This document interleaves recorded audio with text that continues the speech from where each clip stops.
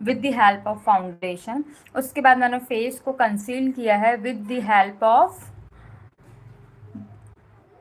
Concealer, and then उसके बाद मैं अपने फेस को ब्लश ऑन कर रही हूँ with the help of this liquid या क्रीमी ब्लशर, है ना।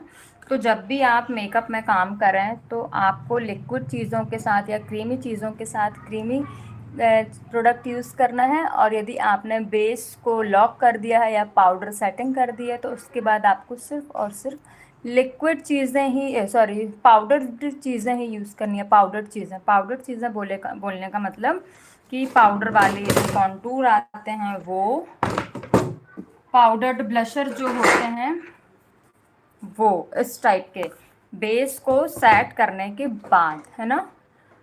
तो यहाँ पर मैंने क्या किया, अपनी चिन को, अपने नोज को प्रॉपर मैंने ब्लश कर लिया है,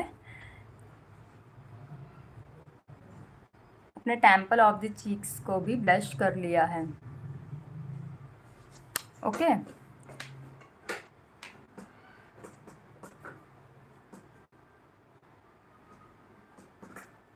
ठीक है। अब इसके बाद अब हम करेंगे पाउडर सेटिंग।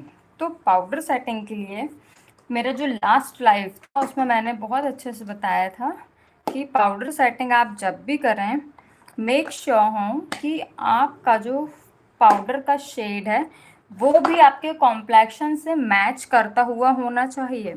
ऐसा नहीं कर सकते आप कि जो पाउडर है उस पे आप कहने का मतलब ये है कि जैसा मेरा जो कॉम्प्लेक्शन है, ठीक है, वो फेयर टू मीडियम पे आएगा, फेयर में आएगा वैसे तो, है ना, बिकॉज फेयर है। बट यदि आप इसमें वाइट पाउडर लगा दोगे या आप ट्रांसलूसेंट पाउडर लगा दोगे तो मुझे मेरा फेस क्या लगेगा, बहुत ज़्यादा वाइट वाइट लगेगा। और ऐसे ही गलत पाउडर के सिलेक्शन से हमारा जो बेस होता है उसका शेड चेंज हो जाता है। तो आपको हमेशा इन बातों का ध्यान रखना है कि पाउडर का सिलेक्शन जो है हमेशा आपको बहुत अच्छे से करना है।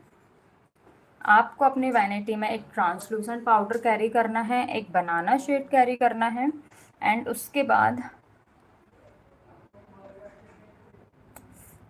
इचिंग, पता नहीं क्यों मेकअप के बाद गुदगुदी लगती है।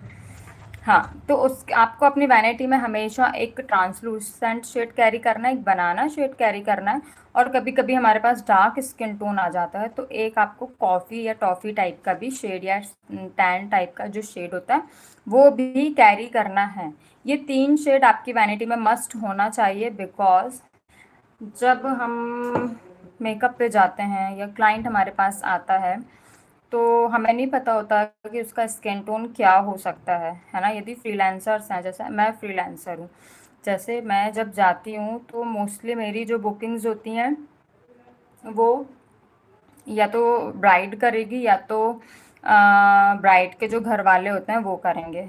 बहुत कम ऐसा होता है कि मैंने अपनी ब्राइड को देखा हुआ, बिकॉज मुझे मोस्टली बाहर की ही बुकिंग्स मिलती हैं। तो एट अ टाइम पे मैं अपने क्लाइंट को देखती हूँ। तो अब उस कंडीशन में आप सोचें, आपने क्लाइंट से फ़ोन पे पूछ लिया, अच्छा आपका फेयर कॉम्प्लेक्शन है, ओके, आप फेयर कॉम्प्लेक्शन लेके चले गए, ट्रांसलूसेंट शेड जो होता है वो लेके चले गए, और फिर आपको पता चल रहा है अरे इनके कॉम्प्लेक्शन में तो थोड़ा सा येलो टेंट है, तो यदि आप उसको ट्रांसलूसेंट पाउडर ऐसे लगा देंगे ना तो उसको वाइट वाइट लग सकता है। ये मेरा पर्सनल एक्सपीरियंस है, इसलिए मैंने आपके साथ शेयर किया, बिकॉज होता है ऐसा। इसलिए आपको हमेशा 2 शेड अपनी वैनिटी में कैरी करना, और यदि क्लाइंट ने बोला कि नहीं मैं थोड़ा सा डार्क स्किन टाइप हूँ तो आपको फिर अपना डार्क शेड भी लेके जाना।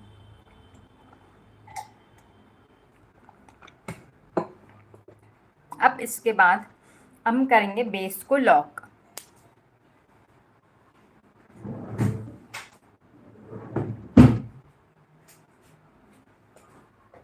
अब बेस को लॉक करने के लिए मुझे चाहिए पाउडर, जो कि है केटी ब्यूटी का पाउडर आज यहाँ मैं यूज़ कर रही हूँ।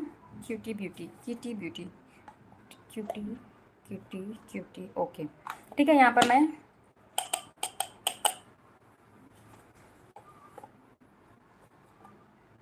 ओके, अब हम आज एक चीज़